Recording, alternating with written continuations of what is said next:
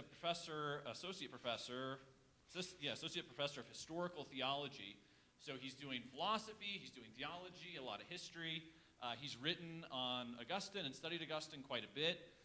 So he's going to come and talk to us about that. And I'm glad you're here. This is something we're going to try to do more of periodically. I like to try to bring people into Leadville to give talks, to have some conversations. We put together colloquiums at the Abbey sometimes, so some of you know about them. I'll keep you all posted about that. But I think this will be enriching. Obviously, Augustine is a really important figure in church history, has a lot to say about theology, and I think will be very helpful to us. So with that, why don't you join me in welcoming Dr. Ian Clary, and we'll hear from him. That's good. I feel like I need to bow, take note, kids, you get some good respect there and whatnot. So I'm just thrilled to be here and really happy to be able to meet you guys and to spend a little bit of time thinking about somebody that I kind of think of as a friend. And I've been kind of hanging out with Augustine. Now, you said Augustine. I say Augustine. So just in case there's any confusion there, mine's the right way to say it. But I've been hanging out with him for like over 20 years. And he really does seem like the kind of person in my life that I don't want to think of as just a guy on a page or somebody who lived a couple thousand years ago. But very much for me, Augustine is somebody who kind of has walked through life with me. And so when I talk about him, I don't feel like I'm giving an academic lecture. I actually just feel like I'm trying to introduce you to a friend and just to tell you why he's a great guy. And so that's kind of what I'm going to do in this lecture. We're going to spend, I hope this is okay, we're going to spend about an hour together just thinking about Augustine. And the way I've framed this talk is, I could have just kind of given a straight, here's his life story, something that you could have read on a website or something like that. And we will. We're going to get something of his biography kind of in short order. But I kind of wanted to frame it in terms of like, why is this guy important? Paul just mentioned that he's very influential in all these various spheres, and we'll see that here in a minute. Massively influential. You have no idea how much you yourself have been impacted by Augustine, as well as the society that we live in. And so I thought, it'd be really neat to just talk about that. Why is it that he really matters? And I don't want to just think of it, again, academically, why does he matter to philosophy or to theology? But I actually want to think about why he matters to us, just as like everyday Christians and just everyday people. So what I'm going to do is I'm just going to kind of like lecture straight off the PowerPoint, if this stupid thing would work. It should be turned on, yeah. I've done that before, when you're in front of class and you're like, why isn't this working? Oh, right, the on button. Is there something I should do? You did. It's always the pastor's fault. Just keep that in mind. You're like, that's the one thing I learned from that guy's lecture. There we go. All right, here we go. Okay, so kind of how we're going to do this, right? So I'm basically just following three major points, kind of three sections to this lecture.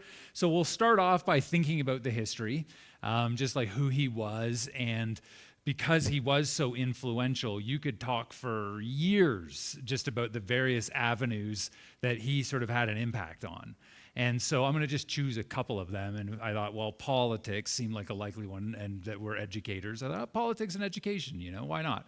So I'll look at his influence and his importance thinking about politics, which for us today as Christians is a really big issue, right? I mean, politics is just in our face. You just turn your computer on and bang, or turn your TV on and it's right there. So how do we navigate politics? How do we think about education?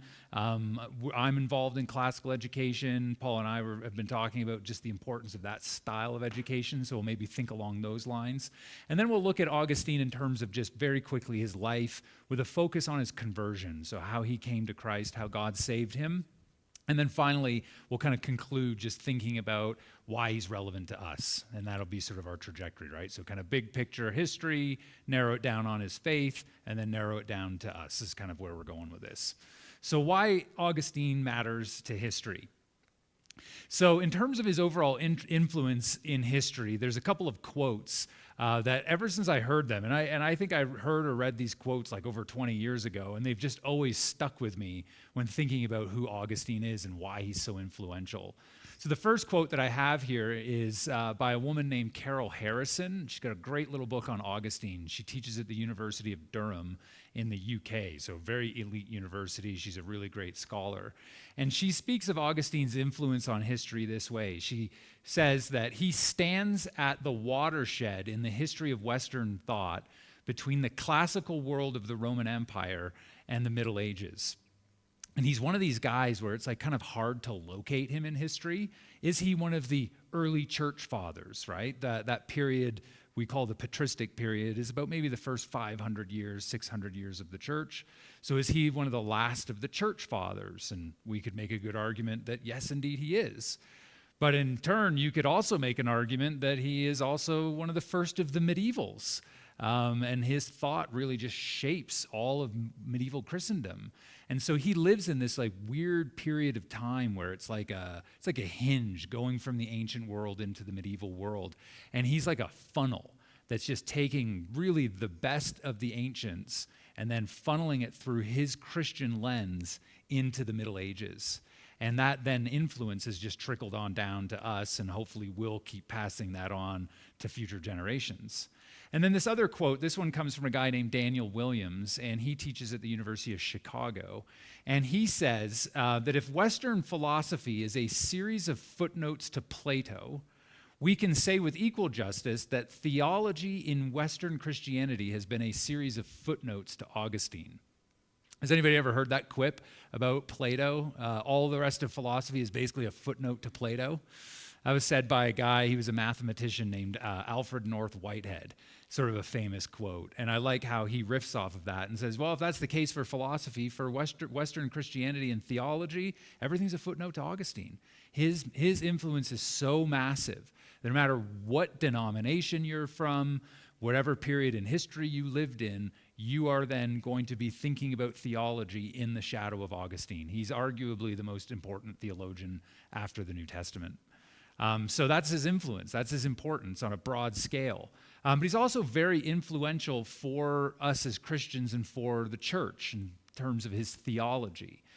So I got another quote here, right? Thinking about this medieval period and just how Augustinian it really was. There's a quote here by a guy named B.B. Warfield that really sort of articulates that influence as it's been sort of like debated over church history. I'm a dyed-in-the-wool Protestant, and as a Protestant, I can look back in church history to a guy like Augustine and take so much of his theology as my own. He's very beneficial. But there are some elements in his thought that I wouldn't agree with that maybe somebody of a Roman Catholic persuasion would be kind of more into. And so this Protestant theologian, B.B. Warfield, he used to teach at Princeton, early 20th century when he died. He kind of described this debate very famously. He said that Augustine is sort of like, in his own self, the debate between Protestants and Catholics over salvation and the nature of the church. And so we share him as Protestants with Roman Catholics, even though we would have some big differences with him and them on some important matters in terms of the gospel and salvation. Augustine, I mean, even whenever I think about this, I'm always kind of like just amazed at how much he was able to do in the period of time that he lived, right? So that kind of like he dies in the early 400s. Let alone being a pastor, major theologian, academic. He was somebody who just wrote a whole lot. So if you see here, he wrote over 100 works. They didn't have computers back then. I was saying about now that we're actually now in this like new age of AI, like I'm all of about maybe a year into actually using this, and I'm thinking, how did anybody do anything without AI? And before it was like, how could you write anything without the internet? And then it was like, how could you have done anything without a typewriter? I mean, go back to like what he was doing, like pen and quill and whatever. How did he write over 100 works? I mean, that's just absolutely shocking to me. And a lot of the collection of his writings actually are his sermons and his letters. Because he was a leader in the church in North Africa at that period of time, everybody sort of looked to him for guidance, whether it was for life, whether it was for their theology or anything like that. And so he's one of the first people in the ancient world that we can actually construct a very detailed biography of because he wrote so many letters and we have them. It's very rare. We don't have a whole lot from Plato. We don't have a whole lot from an Aristotle, but Augustine, we have so much that we can really get a good understanding of who he was just by reconstructing it from sources. The guy wrote an estimated 5 million words. 5 million. That's how much probably the average teenager tweets in a given week, right? But I mean, like, that's incredible to me that he could write, and not the works that he was writing wasn't fluff. Like, there are people out there who churn out book after book that I would never bother to read because it's just fluff. What he's putting out there for us is very thoughtful, very deep, and very profound, which is incredible. So as I say here, nobody's going to read all of his works. It's amazing, he wrote all that in his lifetime. You would need a lifetime to go through everything that he wrote in terms of just trying to understand them. But there are key works that are really important that sort of like fit into different areas that we might have interests in. And so I just kind of want to list a couple of these for you. I don't know your backgrounds. I haven't spoken to pretty much anybody in the room. And so I don't know what your interests are. These interests I kind of like crafted thinking of my own students and some of the things that they're interested in learning about and how Augustine's writings can fit into various areas of your interests. My wife, who's not here with us today, she had to work. She works in a lab where she looks at cells and diagnoses cancer. So for her big, everything in her life is wrapped up with biology. Maybe some of you in the room are into science or something like that. And Augustine, he actually has a lot to tell us about the relationship between our faith and the natural sciences. Weirdly enough, he wrote effectively 3 commentaries on Genesis. And not even like the whole book. He wrote 3 works on just the beginnings of Genesis. He talks about it in his famous Confessions. He actually writes what he calls a literal commentary on Genesis, just those opening chapters. It was very fascinating to him, like trying to understand just how does this world work that God himself created. Big deal for him. If you're interested in history, and this one could be like history or politics, I probably should have put in there, sorry, Paul. Major work, one of the most influential of all of his writings is a book called The City of God. Massive, thick book. It would take you a couple of years probably to slog through it. And again, profound. If you don't have the time to slog through a massive, thick book like that, but you're like, man, I'd really like to see what this guy has to say. He actually provides in the beginning of City of God a way to read it in short form. He's like, just read this chapter, this chapter, this chapter, and you got it. And I highly recommend even just doing that because City of God, it's like a kitchen sink book. He's just dealing with everything, and we'll kind of think about it more in a minute. If you're interested in music, he was very mathematically minded and actually kind of looked at music through kind of like a number sort of lens, which is a lot of philosophers were doing. Theology, obviously, is huge. I think his most important theological work is the one that he wrote on the Trinity, just because that one, its influence is just off the charts. Biblical studies, he wrote piles of commentaries. I was just talking to a friend back in my home country of Canada who's doing a series in the Psalms for Sunday school. And we were talking about using Augustine because Augustine has a whole commentary on the Psalms. If you get the whole thing, it's like in 6 volumes, massive. You can get like shortened versions of it with just kind of the major ones. And those ones are neat because if I'm remembering off the top of my head, he wrote those for new Christians as they were going to be baptized. And so they're not like overly technical and they're just rich in Jesus Christ. He just sees Christ all over the Psalms and just really provides a helpful way of seeing that bigger picture of the Psalter itself.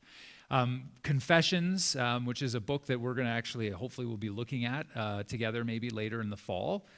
Confessions is one of the earliest works we have in what we would today call psychology. Lots of work on Augustine and what we kind of think of as his discovery of the inner self. He was really the first ancient thinker to really look into his own soul, to just try to understand not only himself, but God. Very famously made one statement. He says, there's 2 things that I want to know in the world. I want to know God and I want to know the soul. That's what he said were the two biggest things that he was concerned with. And in a weird way, it's kind of almost like one concern coming at two different angles, because he would argue that when you look into the soul, that's the image of God. So you're actually finding God when you look into your own soul as you see his image reflected in you, which is really neat. And Confessions is a phenomenal for that. And then philosophy, there's a whole pile of books, and I listed this one here against the academics because this is where he was taking on some philosophers at a school that had been started by Plato. So just getting a sense there of like just a couple of his key writings and just like where they sort of like fit into whatever your interests might be. I should have been thinking with music. My son's last words to me before I came up was, "Do not mention us in this lecture." So I was like, well, I know what I'm going to do now. Music. Well, he's got his Metallica hat on. So maybe Augustine was into metal, you think? He seems like the kind of guy that maybe, I don't know. But anyway, so let's just think of two areas in a little bit more detail just to see how his works actually do fit in to some great topic that we might be interested in, like something like politics, right? As I was saying, like you Americans, I'll tell you, you guys sure know how to do politics. It's been fun. I'm just finishing 8 years here from Canada, and it's been entertaining. Let's just say that. So I mentioned a few minutes ago that Augustine wrote that massive, thick book called City of God. This one that if you don't want to slog through it, you can read like the chunks that he recommends. And I noted that this is an incredibly important book. And the book is important because he gets into all sorts of weird classical history and philosophy. And by the end of it, you're like, he's contemplating God and all this neat stuff. But the book was originally written to help Christians think through what it means to live faithfully in a very hostile culture. And we live in a period of time, I would argue, and I'm sure that you guys would probably agree with me, we live in a period of time where it is actually very difficult to be Christian and to be publicly Christian in a culture that's remarkably hostile. And if you guys think it's bad here in the U.S., just go back to my home country of Canada, where it's like, you don't really find a whole heck of a lot of Christians out there. And when people find out that you are one, they kind of look at you like you got a third eye or something, And so we live in a culture where it's like really hard, and it requires a lot of wisdom to be able to like navigate all these difficulties such that we can kind of get through the other side with our faith, not merely intact, but strong. And I would argue that Augustine is somebody that can help us do that. His book, City of God, was written specifically to address criticisms of Christians by the Roman culture. So if you see the dates here, he started writing it in 413. Look how long it took him to finish it, right? He finishes the book in 427, so it took him he was thinking about this for a while. And he wrote it because in the year 410, the city of Rome itself was sacked, right? So you've got a Christian empire, and then you have these what were called Visigoths, these Goths, not Goths like, black nail polish and, doesn't go out in the light kind of thing. Not that kind of Goth, but the actual Goths who had come down. Has anybody ever seen the movie Gladiator with Russell Crowe? Okay, the opening, that scene where they're all the Romans are all in the like snowy forest, and then you've got like those Germanic barbarians. Those would be Goths, right? The scene where he's like, unleash hell, and then the dog goes running, and then the army goes in. It's like the best scene in the whole movie. It's so cool. And but yeah, picture that in your mind, and that's what he was addressing, right? Was this group of people had come in, had sacked the eternal city, and the Christians are like, what do we do? And the culture's now turned and looked at them and said, well, this has happened because the empire has gone Christian, and the original gods of Rome are mad, and so they've allowed the city to be sacked. And so it's actually the Christians' fault. It's your fault that this has happened. And so Augustine then takes up the pen to defend Christianity against that charge and to offer a critique of Roman culture from a Christian perspective. And so like kind of getting into his mind and seeing how he thinks through how Christians can engage with a culture that's hostile. Well, he might have lived thousands of years ago, but boy, he is remarkably relevant for us in 2025. And so what he did was that he showed that the God of the Bible is the true God and that he has sovereignty and dominion over any of the so-called gods of Rome. And so there's no offense done to these gods because Yahweh, the Christian God, is the true God. And so he provides what we call an apologetic or a defense of the Christian faith for us, and then gives us tools to understand things. This turn of phrase here is helpful. To understand things as they really are, not as they seem to us, right? It seems like the empire is collapsing because these gods are angry. But Augustine lays out all these other reasons why the empire would fall that has nothing to do with those gods. And he's helpful in being able to like cut through the narrative to see what things are like really with boots on the ground. And what he does very famously in City of God is that he looks at all of human culture, all of human history, and basically boils humanity down to two groups of people. And we might think, well, believer and non-believer, which the way he does this maps onto that believer non-believer dichotomy perfectly. But he gives a little bit of a twist in the way that he describes these two different groups of people, because he defines them primarily by their loves. And so he said there's one group of people, the predominant group of people in a place like the Roman Empire, the vast majority of the people, who are governed by a love for self, right? So a self-love. And that all their ways of operating in the world in the day-to-day are motivated by their own self. And he said, he gives an example of that in terms of who lives in the city of man with the self-love would be somebody like Cain, right? Cain is kind of seen as the head of the city of man who loves himself. And then you have this second city that he describes as the city of God that's governed by a love, not for self primarily, but for God, a Godward love, that all of our motivations should be shaped by what we think about and what we believe about this God who has saved us. And Abel would be the one who's sort of like the paradigm for those who live and are citizens of the city of God. So he's got these two different types of people, and effectively they live in like two different cities. These are two different citizens, one entirely this worldly focused, and the other one focused upward. Now, what's interesting about Augustine is that when you could basically define his whole way of thinking with one word, and that would be the word love. Love is just like the all-controlling sort of like way of thinking for him. And so Augustine was concerned that as Christians living as citizens in the city of God, that our loves are primarily oriented to God, but he's not opposed to self-love either. He's not saying that what they're doing is wrong to love oneself, but you have to do it in the right order.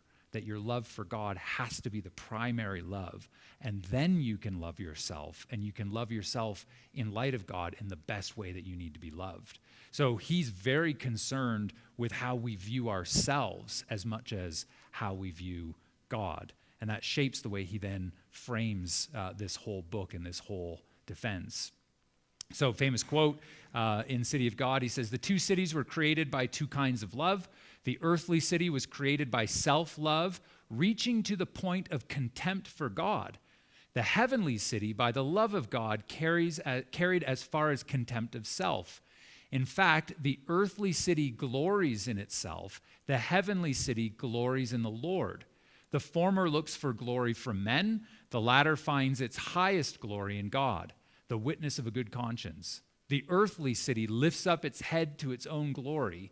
The heavenly city says to its God, 'My glory, you lift up my head.' In the former, the lust for domination lords it over its princes as over the nations it subjugates. In the other, both those put in authority and those subject to them serve one another in love. The rulers by their counsel, the subjects by obedience. The one city loves its own strength shown in its powerful leaders. The other says to its God, 'I will love you, my Lord, and my strength.'" And one of the takeaways that I at least have from a quote like this, in terms of thinking through how would we as Christians engage culture, I think the tip of the spear for somebody like Augustine, what do we lead with when we're engaging culture? is love. Love for God, first and foremost. That's our primary motivator. And also love for those who don't know God, who live in the city of man. I think our best way of being culturally engaged Christians is to front load our loves when we do so. And man, could you just imagine if all Christians everywhere were just entirely motivated by love for God and love for the world? What would the world look like today instead of just getting into our fights with everybody else or fights with each other? But you can tell that's a pet peeve that I'm just going to shove to the side there for a little bit, just like I do in my psyche, just shove it somewhere in a dark recess and it'll just pop up at the worst moment. Second example I want to give in terms of just his interest and his influence for us is in terms of education, which in a way is kind of just following along with what we were saying a minute ago about politics and living in the city of God, because this is still very much, how does a Christian live in this culture? And if you know anything about education today, you'll know, talking about point of the spear, education is one of the biggest issues facing our culture today. I would argue that one of the reasons why everything has just gone bananas is that education has been completely overhauled in like the last 150 years. And we've had our education so dumbed down that we just don't know how to think anymore. So your average American, average Canadian, we just don't have the tools for critical thinking. And so to live well in the world, yes, to be motivated by our loves, but we also need to have like practical tools. And I think one of the primary tools is education. So many of my friends who have PhDs, who are having a hard time finding university jobs, are now starting to teach in classical Christian schools. And I'm actually seeing this as part of God's providence, is that he's bringing these academics and teaching in our high schools for our Christian kids. These kids get the equivalent of a university education in their upper school and high school. And they're totally prepared, both in terms of just their basic education, but also in terms of their formation as Christians. It's incredible to see. And I'm hoping more and more of this is going to happen. And a guy like Augustine can be very helpful as we're thinking through how do we educate. I have here education majors. This was for when I gave this talk to some students and mentioned them in that. So I think one of the reasons why education is in such rough shape is the rise of a philosophy known as pragmatism. Right? You've heard of pragmatism in terms of just small p pragmatism. You know, that guy's very pragmatic, meaning he's just very hands-on. Very practical. Pragmatism, though, right? We all want to be practical as Christians, but pragmatism, when you see that ISM at the end of a word, that's where a concept has become an ideology. And so for the last 100 or more years in America, for sure, but now even more across the West, pragmatism as a philosophy or as an ideology has really taken root. And we actually see it in education and in the way that like kids are taught in grade school. They're not taught anymore how to learn. They're just sort of taught things, right? You taught these odd things here that we think you need to know, and that's it. But the kids don't come out of school with a desire to learn more, and they don't come out of school with the tools to be able to learn whatever topic that they want to study in their life. And so there's a dumbing down that's happened as a result of this pragmatism. And so Augustine, he, in a number of his works, gives a vision for what a good Christian education can look like that's very concerned both about our formation as Christians, but also information that we receive from our teachers. Right? One that's both classical in that traditional sense of the ancient Greeks and Romans and how they taught, and Christian. And because he lived in that period of the end of the Roman Empire as a Christian, he's somebody who's got these things in his mind and thought out very clearly. So he wrote one early dialogue, so kind of a back and forth that involved his teenage son. So it was him talking to his son Adeodatus. And they were working through, like, what does it mean to teach? What does it mean to be an educator? And so he writes this work called On the Teacher, where he shows a keen interest in the liberal arts that we have been losing in the last 100 years or more again, right? Turn towards STEM, right? The practical disciplines, and we move away from the humanities, from philosophy, history, English, and all those kinds of things. And so he's showing us why recapturing the liberal arts is actually really important for us. And what he does in this work is he makes it very, very Christian.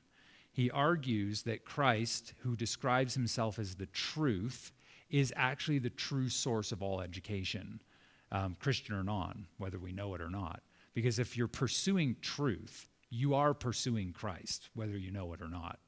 And so for him then, Christ becomes the centerpiece for all true education, which again is something that Christians, we need to learn, because so many of our Christian schools teach a regular curriculum, say maybe a prayer or read a Bible verse before class, and that's your Christian education, instead of seeing how Christ is actually suffused through all the disciplines, and that we should be teaching all those disciplines in light of who he is. Really helpful little book. He says, who is so foolishly curious that he would send his son to school in order to learn what the teacher thinks? It's like, you're not there just to get the teacher's opinion. Who cares? That's not what the teacher's there to do. He says, all those disciplines that teachers claim to teach, even those of virtue and wisdom, they explain with words. Kids can read those, right? Then those who are called students consider within themselves whether what was said is true, each consulting that inner truth according to his own ability, and thus they learn, right? Kids aren't there just to hear these words and opinions of their teachers, but then they're to take those words and opinions and then, sit, muse, ruminate, think on them, and think how they relate to that truth that is ultimately grounded in who Christ is. Another important work of his that deals with education, one that tends to be more well-read than the one I just mentioned, is his book called On Christian Teaching. So you can see he wrote it initially in 396, and then he took a break for quite a while and then went back and finished it in 427. And I think to yourself, why would he do that?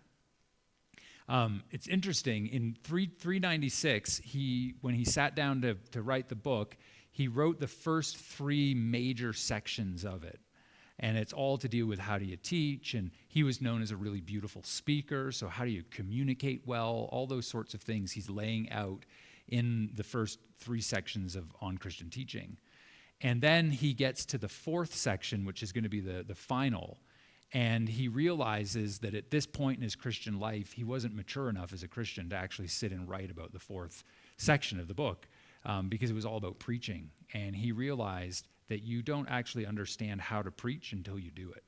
And so he then went into ministry himself, spent quite a few years preaching before he then went back to the final section of the book, and then from his own experiential knowledge laid out what Christian teaching looks like within the church.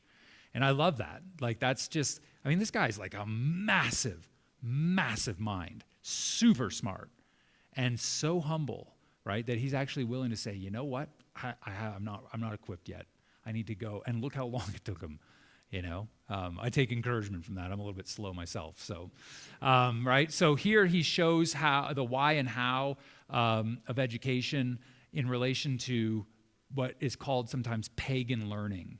Right. So one of the issues that faces us as Christians when we're thinking about education is, can we use sources from the world to help our own Christian understanding of the world? Like, is it appropriate to look at like secular science, right, or secular history, or should our approach only be from Christian sources? And what's interesting, and might seem counterintuitive initially, especially for a guy who's super critical of the Roman Empire, but he argues, no, if you find truth, somebody out there, Johnny Pagan out there says something true, well, it's true. So that's ours. Christ is the truth. All truth is God's truth. And so he was very concerned to know the best of what all the non-Christians were saying, and then evaluating those things in light of his own Christian view, and whatever is good and true and worthy to believe and follow, well, he's like, that's ours. Sorry about your luck, but we're taking it. It's really what he said. Because there's this famous quote that he gives, I'm going to read here in a sec, where he talks about the Israelites bespoiling the Egyptians. The story from the Bible, right? Where they're in captivity and then God releases them from that in the Exodus. And what's one of the things that the Israelites carry out to the land with them? All this, quite literally, idolatrous instruments that were used in pagan worship. And they were given these things to use for worship of God. And Augustine sees that there's an analogy or there's an illustration in this, right? Well, if the Israelites can take literal pagan instruments of worship and then carry that with them into the promised land to use themselves, we can do the same with pagan learning. Wherever a non-believer says something that's true, we too, just like the Israelites, can take that for God's use. So here's this famous quote. Sorry for all I know it's late at night and I'm making you guys read and there's not even a picture on the screen here, so I'm sorry. But this is just such a good quote. He says, the Egyptians had not only the idols and heavy burdens which the people of Israel hated and fled from, but also vessels and ornaments of gold and silver and garments, which the same people, when going out of Egypt, appropriated to themselves, designing them for a better use. Not doing this on their own authority, but by the command of God, the Egyptians themselves in their ignorance, providing them with things which they themselves were not making good use of. In the same way, all branches of heathen learning, that non-Christian learning, have not only false and superstitious fancies and heavy burdens of unnecessary toil, which every one of us, when going out under the leadership of Christ from the fellowship of the heathen, ought to abhor and avoid, but they contain also liberal instruction, which is better adapted to the use of the truth, and some most excellent precepts of morality, and some truths in regard even to the worship of the one God are found among them. Now these are, so to speak, their gold and silver, which they did not create themselves, but dug out of the mines of God's providence, which are everywhere scattered abroad, and are perversely and unlawfully prostituting to the worship of devils. These the Christian ought to take away from them and to devote to their proper use in preaching the gospel. He's like, so, Augustine was very deeply influenced by Plato, right? Plato didn't know Christ. He wasn't a Christian. But Plato said a lot of weird things that sounded kind of Christian. When you read Plato, you're like, wait a second. How did you know that? Right? Like, well, you believe that there's a one God. And that Augustine's like, yeah, they can know that there's a God, one God who exists. They know this. And insofar as they get to that conclusion, well, we would agree with them. And whatever they say about that, we will take for ourselves and say, yeah, see, there's one God who exists. And so all that learning, right, whether it's from the Platonists or any other groups, we can take and use to bolster and strengthen our faith. I like how he says there too. I hadn't thought of this when I've looked at this quote before, but because I'm in Leadville and all the mining. But what a cool line, eh? Where is it? Where he says, there's the mines of God's providence. I think every time I drive into Leadville now and I see the big mine out there, I'm going to be thinking of mining God's providence. That's kind of cool, don't you think? But that's what we're doing, right? He's like, it's there in the ground. God put that gold in the ground. They took it. They used it for wrong uses. We're taking it, and we're going to use it for him. Same idea. That truth is God's. They discovered that truth that God had put there, but we're also going to take it for ourselves. I think there's a lot to muse about there. But anyway, let's keep moving, right? Because I'm already getting long-winded. How long have I been up here for? Like 3 hours already? I can see everybody's asleep. I don't even know who I'm talking to anymore. But am I good time-wise? Because I don't monitor my time well. My wife's not here doing this, so but we'll keep moving. So let's just think then quickly, like, who is this guy, right? And just do a quick bio. And I want to do it in kind of like through the lens of thinking about him as a Christian and his conversion to Christ is kind of like the big issue that we're going to focus on here for a second. So Augustine matters to history, as we've seen, in terms of all that influence and these things that we can take away for ourselves today as Christians. But he also, and most importantly, mattered to God, mattered to Christ himself. And when you look, thinking about mining mining the mines, what did I just say? Mines of providence or something like that? I can't remember now. You can see that just by looking at his basic life story. You can see God's providence right through his life and how Augustine, without even realizing it sometimes was mining great things from what God was doing in his life. And so as I said, we're going to be looking at Confessions in a couple of months together. Whoever's involved with that, I don't know. And so much of what we know about Augustine's life comes from this great book. Confessions is absolutely a stunning, stunning book. And so, as I say here, though he matters to history, more importantly, he matters to God, because we see very clearly in the pages of Confessions this divine love that God has for Augustine in the way that he leads him through all these very kind of like perilous stories of his life and then brings him gloriously and profoundly to himself in conversion. Right? When you think of books, like I get that because I'm a church historian by training. I'm always asked, what are books that Christians should be reading? And, if you actually heard my list, you would be like, what? What are you talking about, right? Because there's some that are pretty idiosyncratic to me. But there are those lists that go around, top 20 books that every Christian should read, right? Your kind of bucket list of books. That I say this to my students, if you, by the time you die, if as a Christian you have not read Augustine's Confessions, you die an impoverished Christian. And they're like, whoa, but I'm like, I mean it, like the book is so good and so powerful. I recently reread it about 2 years ago. I reread it cover to cover, and I was struck. It was my third full read through of the book. And I hadn't read it in like 15 years in that way. It was like, so I was kind of like going back to it for the first time.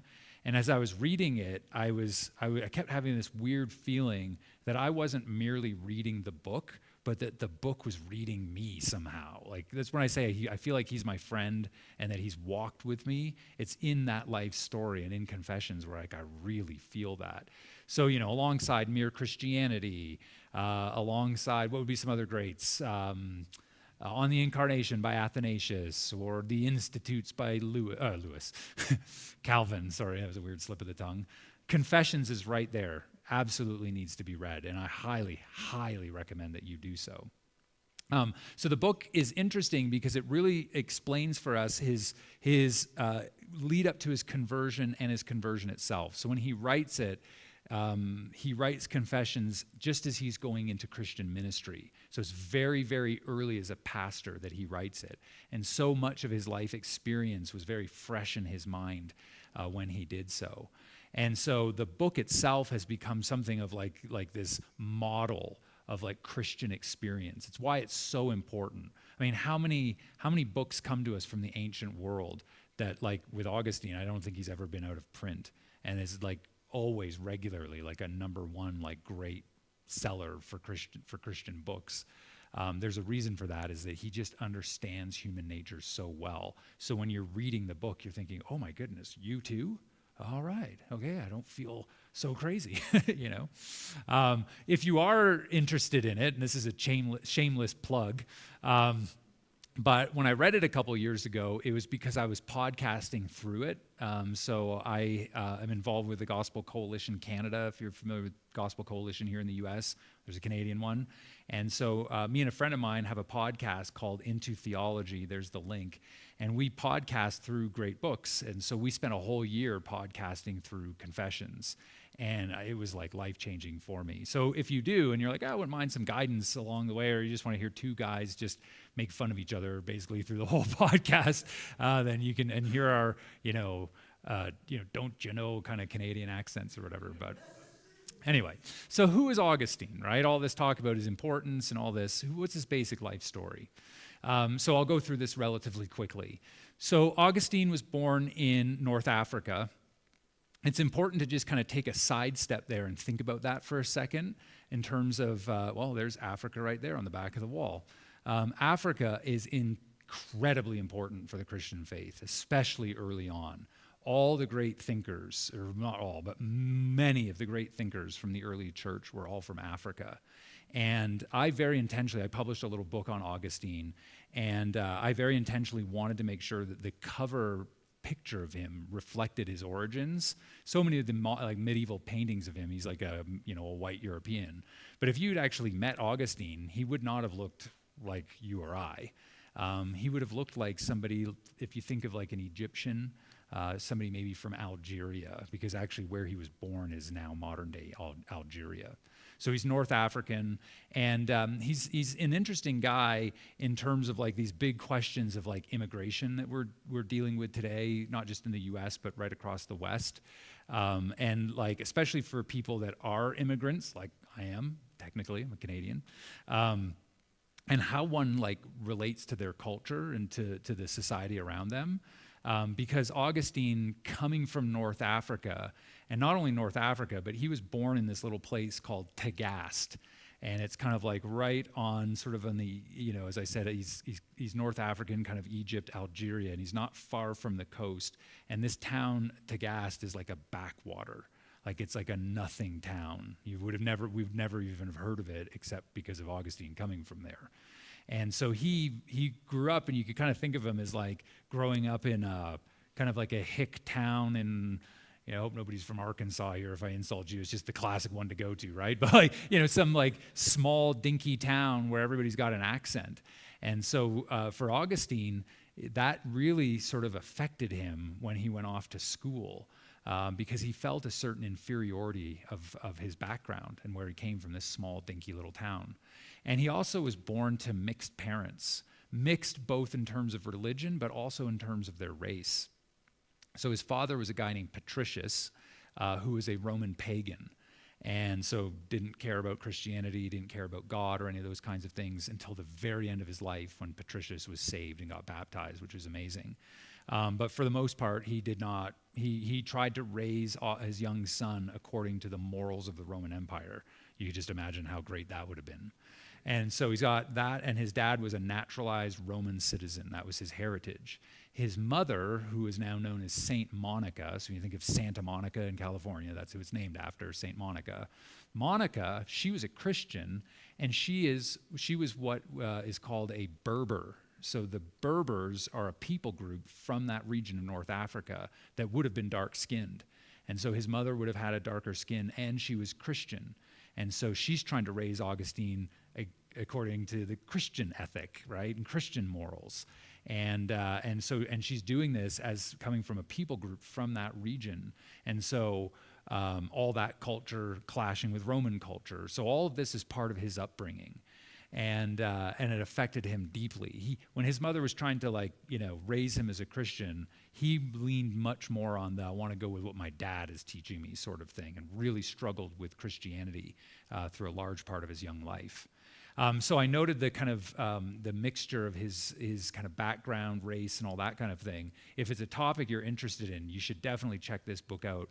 Justo Gonzalez, great church historian, and he wrote this book called The Mestizo Augustine, where he's like looking at him through this lens of like, how do I live in these two cultures with these two different faiths and things like that. It's a really insightful book.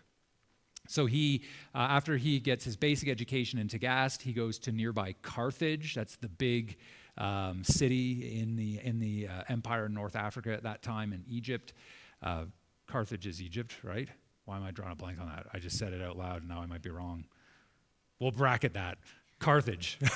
Just leave it there. I mean, it is, but and so when he goes off to Carthage, he goes to university. He wants to study rhetoric. And I think to myself, it's like, I got a degree in, church history. I'm amazed that I have a job.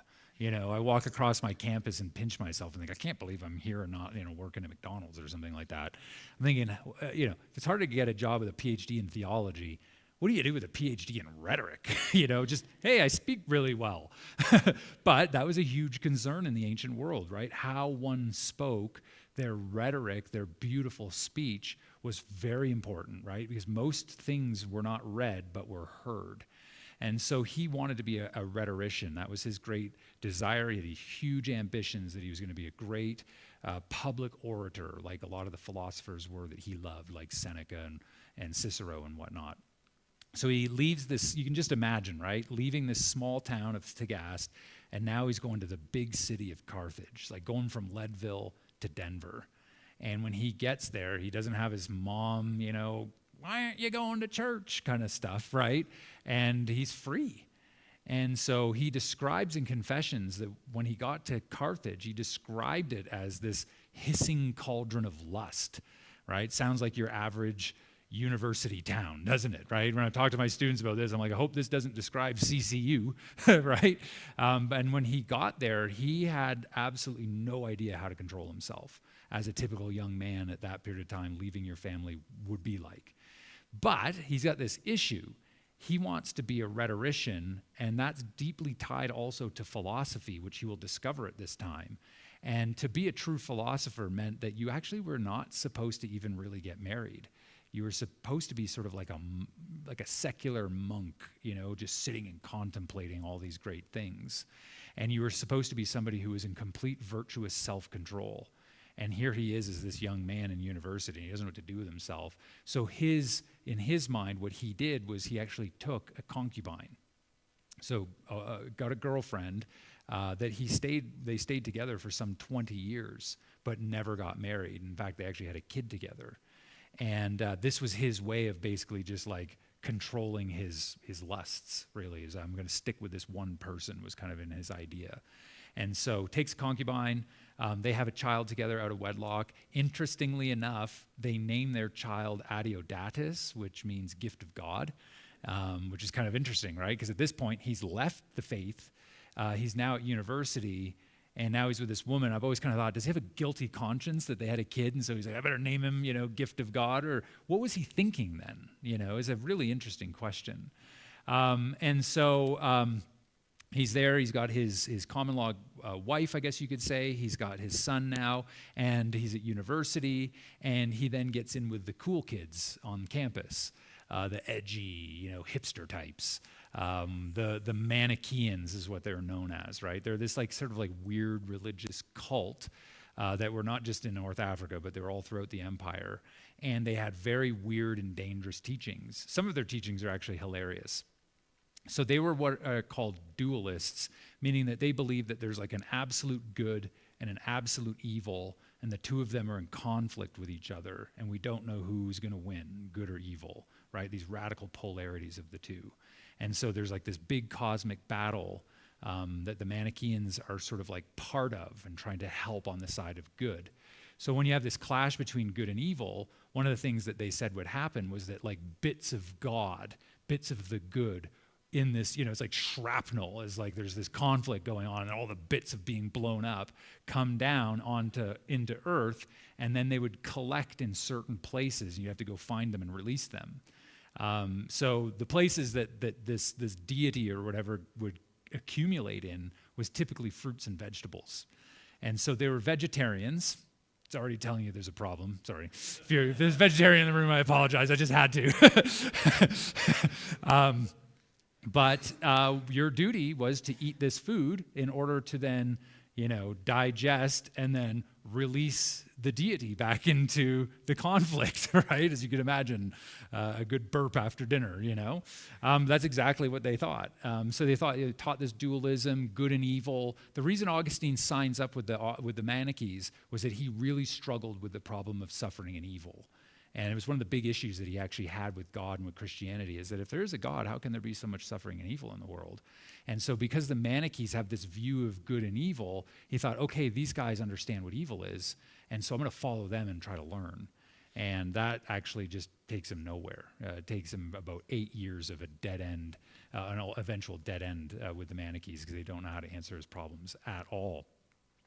And so he'll graduate university, and then he'll go and teach rhetoric. He actually goes back to his hometown for a bit. Then he returns to Carthage, teaches there.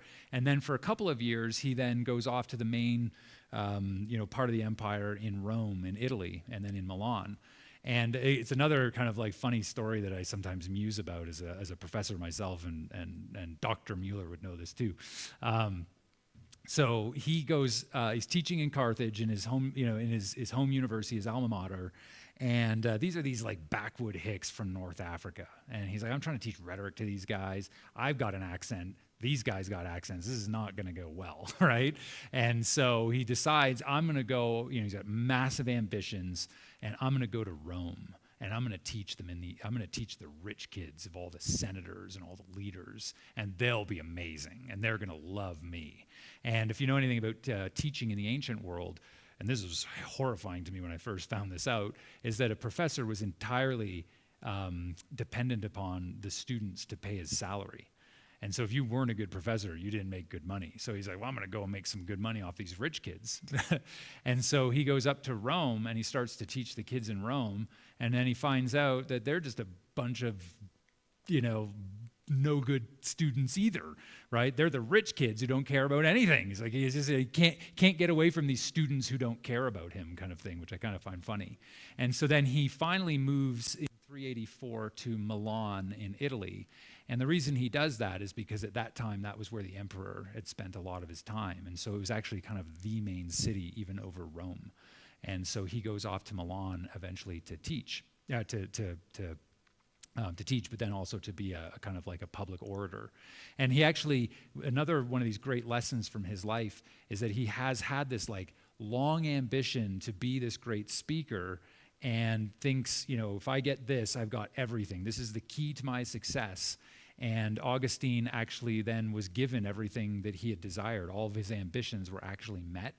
And when he got everything that he wanted, it just all felt hollow to him. He at one point actually gets to go and give a speech before the emperor himself. Like, he's hit the high watermark of what his career is going to be. And he has a great story, again, in Confessions, where he talks about how he's walking down the streets of Milan. He's actually got his speech in his hands. He's walking to go to where the emperor is to give this speech. And he just feels like garbage the whole time. It's like this is the greatest thing of his life, and he just feels awful. And as he's walking there, he actually comes across a homeless guy on the side of the street, drunk out of his head. And Augustine says, I want to be that guy, because at least he's happy. And you're thinking, man, like, you're going to speak to the emperor, and you want nothing of it because it's just felt so hollow. And this guy's got happiness. What is true happiness? Great story. So while he's in Milan, he reconnects with his mother. Basically, his mother she's like the helicopter mom, and she follows him wherever he is, right? And there's funny stories of him literally duping her. And he's like, oh yeah, I'll meet you at 5 o'clock over here. And meanwhile, he's off on a boat at 3 o'clock, on his way to somewhere else trying to get away from his mother. But she shows up in Milan, and again, to make sure that her son's doing the right thing. And so she starts going to the church there in Milan, and eventually coerces Augustine to come with her, right? You could just imagine her nattering and nattering. He's like, fine, I'll go. And so he eventually goes back to church with his mom. And this church is a very remarkable and important church in the history of Christianity because of its pastor. He was a guy we have here, or no, that's Augustine, sorry, but it was pastored by a guy named Ambrose. And Ambrose is somebody worth doing a whole lecture on, too. He was another really fascinating guy. He had actually served in politics in the empire before he became a pastor and then a bishop. And he was known as a very powerful speaker. And so Augustine, when he first started going to Ambrose's church, was kind of blown away by the guy. Because for him, church was in this backwater, North African town where the pastor didn't know anything and couldn't speak worth a lick. And now he's, and that's why this Christianity thing is vulgar. It's low class. And now here he is in Milan, and he's listening to this guy who had once given speeches to the emperor, now preaching from a pulpit. And Augustine at this time had discovered philosophy and was very interested in philosophy. And again, he thinks Christianity is like anti-intellectual. Philosophy is where it's at. And then he starts to listen to this guy's sermons and finds out, oh, this guy's a philosopher too. Wait a second, you could be a philosopher and a Christian and you could speak really well? And you could just see it kind of like throws him. He doesn't quite know what to do with this guy. And their relationship is really fascinating. So Ambrose, very powerful bishop in the empire because of those political connections that he had. And so this starts to change Augustine's view of the faith that he had been raised in. And he realized, no, there's a lot of depth here that I hadn't seen before, that this pastor, of all people, is now introducing to him. And so while he's starting to go to church, all of his life struggles are just kind of like coming down on him all at once. He's struggling with all these issues of his ambitions. He's now got what he wants, and now what? He's wrestling through matters of faith as he's going back to church and hearing all this stuff from the pulpit. He's had this wife, this concubine or common law wife, that at this point in time, she was gone. Monica, his mother, was an amazing Christian, but she had some huge flaws. And I would argue one of her biggest flaws was that she was the one who kicked out his common law wife. Because for somebody who was like moving up, in Roman society, What a young man like Augustine could do would be to control his urges, would have a concubine, and then at a certain period of time, he would get rid of her and then marry up. And that's what Monica wanted for him. And so I still can't, when I get to heaven, I want to ask Monica this. Why on earth would you kick out the mother of your grandchild out of the house from his dad? Why would you do that? Seems crazy. She's a strong Christian too, so I mean, it's a weird thought. But he's now struggling with this because when she leaves, he's devastated at her loss.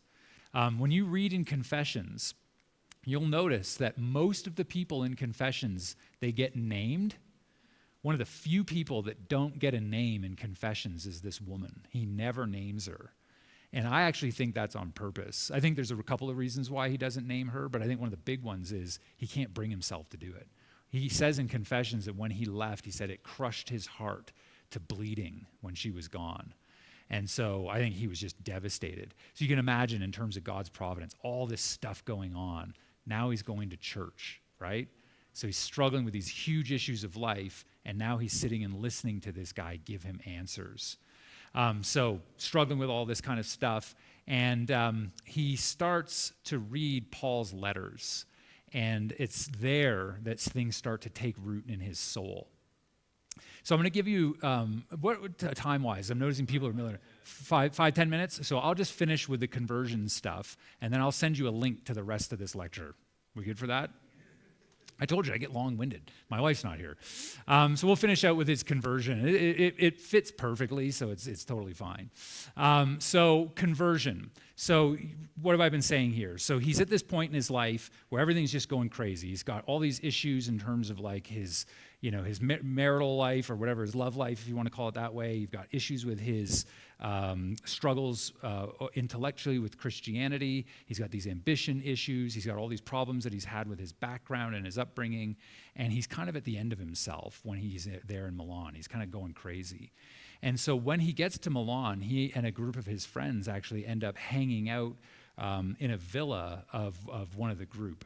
And they're just kind of like, beautiful home, nice backyard. And so he would spend some of his time out there often reading from Paul, from the Bible. And so he's like having this kind of existential crisis while all of this is going on. And it's actually better for me just to read it to you from Confessions, this conversion experience, rather than me just try to describe it. So we're just going to read this here, if that's okay. And I'll try to get it done in good time. So this comes from the famous Book 8 of Confessions, where his conversion is articulated. So he's talking about being in Milan, and then he says, "There was a small garden attached to the house where we lodged. I now found myself driven by the tumult in my breast to take refuge in this garden, where no one could interrupt that fierce struggle in which I was my own contestant," meaning he was fighting with himself. "I was beside myself with madness that would bring me sanity. I was dying a death that would bring me life. I was frantic, overcome by violent anger with myself for not accepting your will and entering into your covenant. I tore my hair and hammered my forehead with my fists. I locked my fingers and hugged my knees." Right? Just that description there is somebody who's losing his mind, quite literally, right? He's like pounding himself, ripping out his hair. He's in the fetal position, right? And then this next line just always hits me, right? So he says, "I locked my fingers, hugged my knees. I was held back by mere trifles." You're like, what? Like, it sounds like he's got like this massive fight that he's involved in, right? That's going to take him down. And his description of what he's dealing with is that these were mere trifles, but I couldn't get past them. There were such stupid things, but I could not deal with it myself. "They plucked at my garment of flesh and whispered, 'Are you going to dismiss us? From this moment we shall never be with you again, forever and ever.' I flung myself down beneath a fig tree." You want to think of Adam and Eve there probably too, somewhere in the background.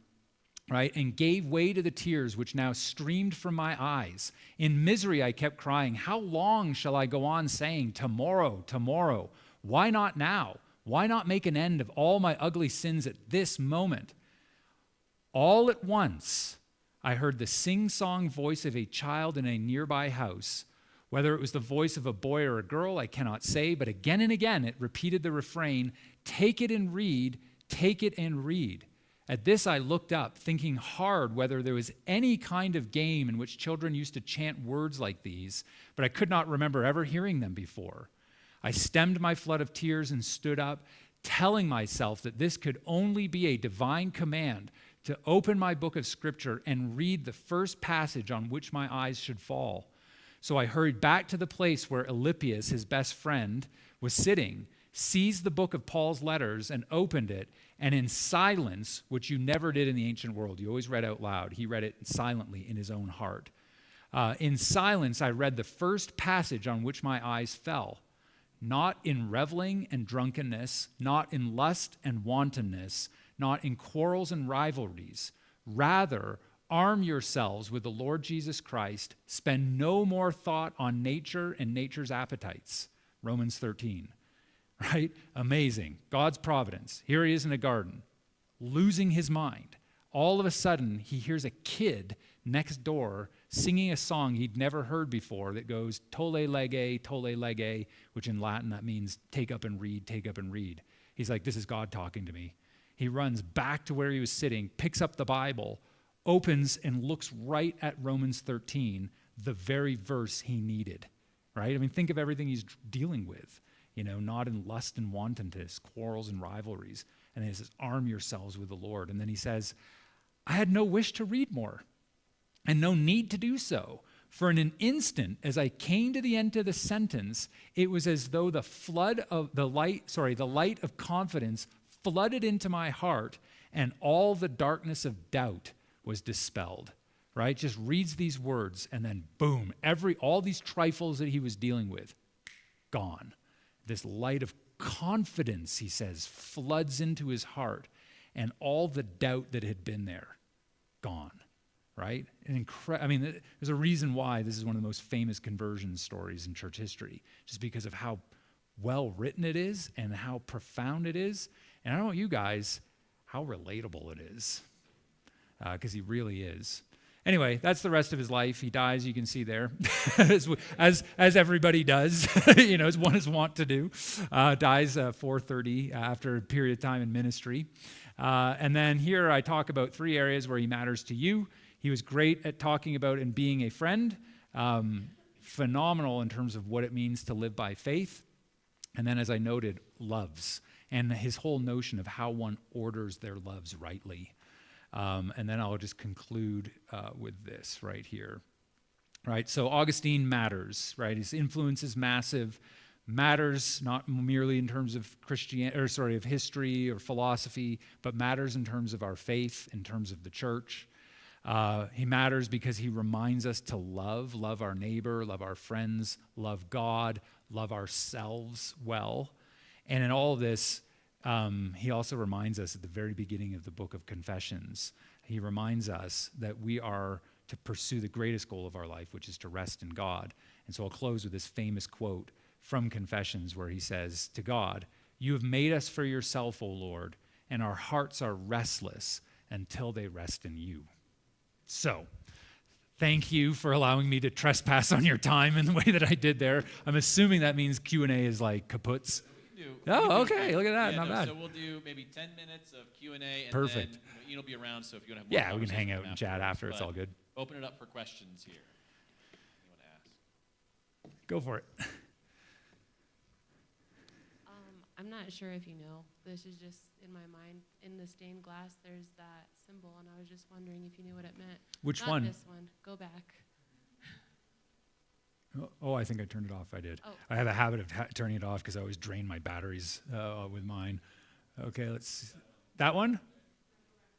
One more? Oh, I went too far. Wait a sec. That one. Oh, this? Oh, that's the omega.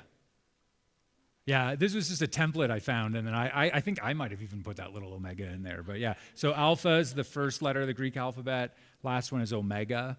And so then oftentimes, like in New Testament, you see it in Revelation, Christ is described as the alpha and the omega, the beginning and the last. It's like he's the A and the Z, or I guess I should say for you guys, the A and the Z, right? He's everything is kind of what that means, So yeah, that's what it is. It's cool logo. I'm sure all these like university kids have it tattooed somewhere, but What other cool questions we got? I guess I'm curious about his influence, and do you think that part of why he's so influential is that we do have so much of his writings and letters, and like we know so much about him? Yep. In a way that we just don't know about other ancient people? Big time. Yeah, that's a huge part of it, is that he's the first ancient that we can really construct a very detailed life of. Like, he does it for us himself in Confessions, but then we have so much other in terms of sources to be able to do that. So yeah, so he's huge that way. The ancient church loves stories, what are called hagiographies, or stories of saints and the great things that they do. So because there's so much information about him that way, that just lends to all these great stories. So you can read all kinds of legendary stories about him too, which are kind of fun. And also too, he engages, I would have talked about them, 3 major controversies that are controversies we still wrestle with today. Like, how many of you have ever thought of the question of like predestination and free will? He wrestled with that hundreds of years ago, thousands of years ago. And much of what he said was so helpful that as the church has wrestled through questions like this, we've turned to him for insight. And in many ways, we've even seen him as an authority. Like, we've been able to, like, in certain cases, like, because Augustine said it, it must be true. Not because he's the Bible or something, but just he knows these issues so well. Yeah, and so, yeah, there's never been a period in church history where he's not been massively influential, which is great because he's a good dude. What do you got? You could have had 2 microphones. I'm cool. I get 2 mics. No. You got to drop one mic. You got another one. No. So more from a personal note. After this presentation, awesome, by the way. I feel like he's my best friend. Hey, too. right on, man. That's all I want. But I want to know, like, for you, when you're talking about how he talks about the looking into the soul, right? What has been the most influential aspect of his teaching or his life that has affected you personally? Oof. One Yeah. of course. Yeah, there'd be a Probably lot. hard. It's been a long time. Yeah. Yeah, I mean, man, there'd be so many ways. I think the biggest ones for me have just been, he in a sense, he's like, I've just gone, well, I don't want to talk about too much with my kids here, but like just gone through some dark periods in the last number of years of my life, especially. And just reading him, I always felt like, you know, when you just like kind of want your friend around you and you're just going through stuff, and just like reading him, I just felt like he just understood. Like when I podcasted through that a couple years ago, I was just regularly just, oh, he gets it. Oh, he understands what I'm going through. This is what he learned from that. You know, things like the ordering of loves for me has been really helpful. If we put our ultimate loves on things in this world, they're all going away. Everything in this world changes. What we need to do is set our loves on that which is unchanging. So all the chaos in the world that's going around us, outside of us, in our own souls, right? If if you fall out of I can think of this. I was at Ridgeway State Park last week, and we were tubing down the Ucumpadre River on tubes, you know. And there was a couple of spots where it got kind of hairy with all the rushing water and the rocks, and I literally had to grab onto a branch to hold myself. And it's such an image, right? And something that Augustine regularly tells us: grab onto those things that are stable, that won't break, those things that are sure, and cling to those. Well, what is that? The eternal things of God, right? Cling to that as a solid rock, and all the chaos around you, you'll stand firm, or you'll hold firm. And I think that's probably one of the big takeaways, both from his life and then things in his teachings, that have been a helpful thing to me, because I'm so often just like turning to the world and just turning to earthly things for comfort or for help or for solace, when it's God that you need to turn to. And it's so easy to it's not forget it. If you ask me, what do I do when I'm in struggles? I'm like, well, turn to God. But then when I'm going through a struggle, I'm like, what am I supposed to do? You know, and then Augustine's like, turn to God. And you're like, oh yeah, right. It's kind of how it goes though, you know? Yeah. I'm going to ask you that question in 20 years, just so you know. I want you to read him for the next 20 years, then I'm going to I'll come and find you. Just a quick question. Sure. Given how ambitious and dense, I have to like rethink how to say his name, Augustine, how his life was, and yet you close with this, super amazing quote, which I literally have written on a chalkboard in my house right now. Yeah.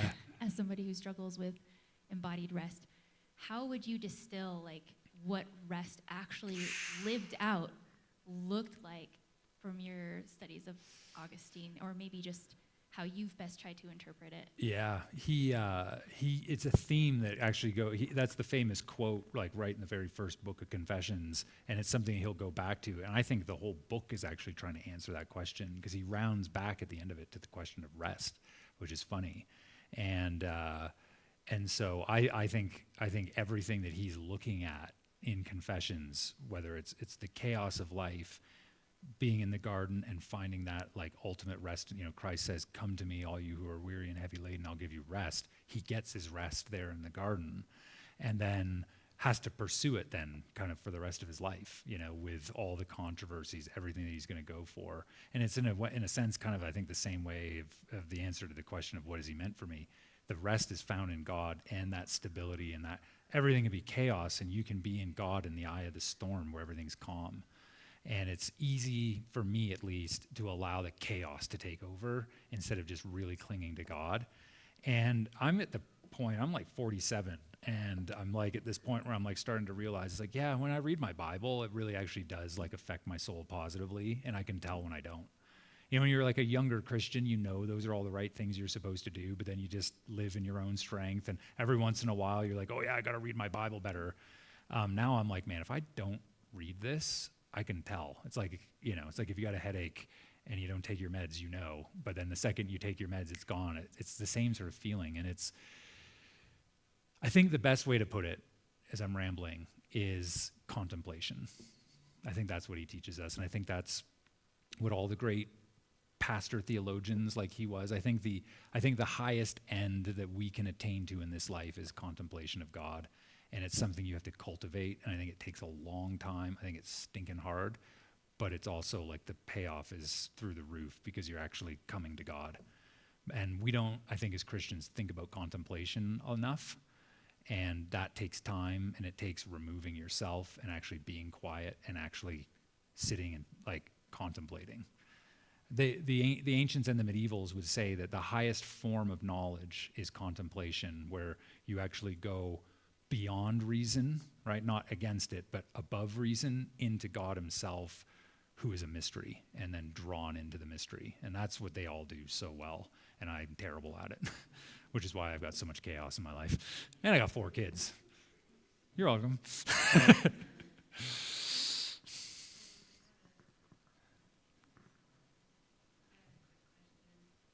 I can hear you. So, oh, there you go.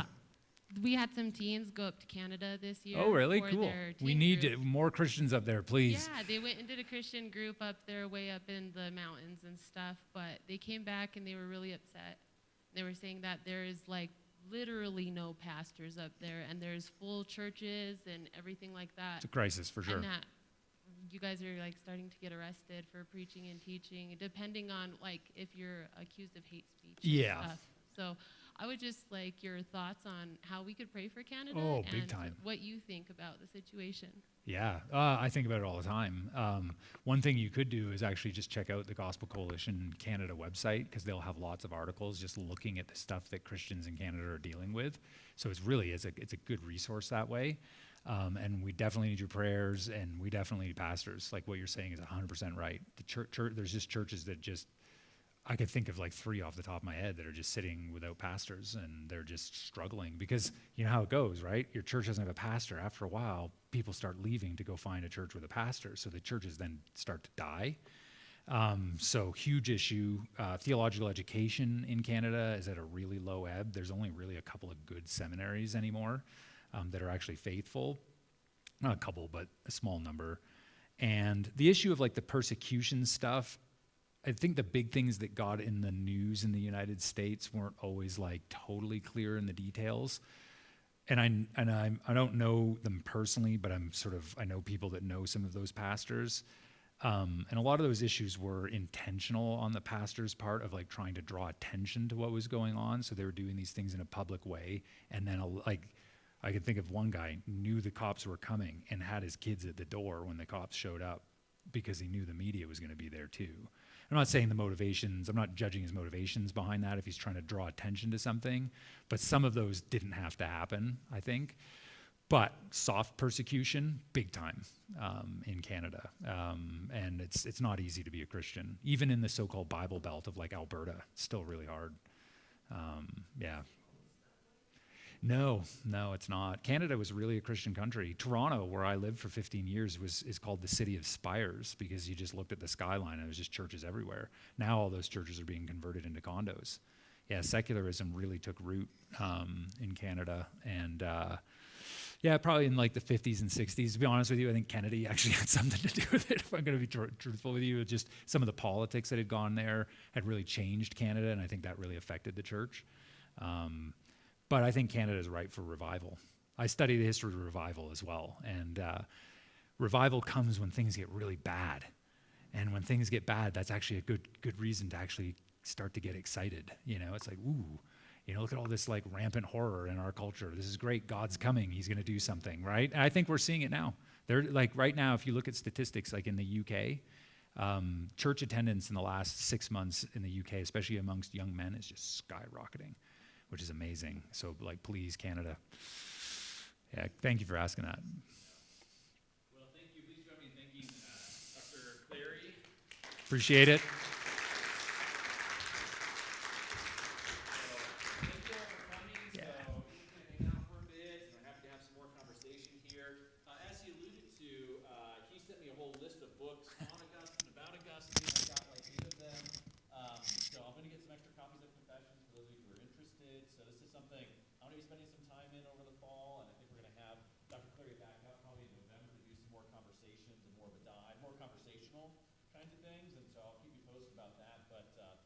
Bring some copies of Confessions, if not this Sunday, the following one.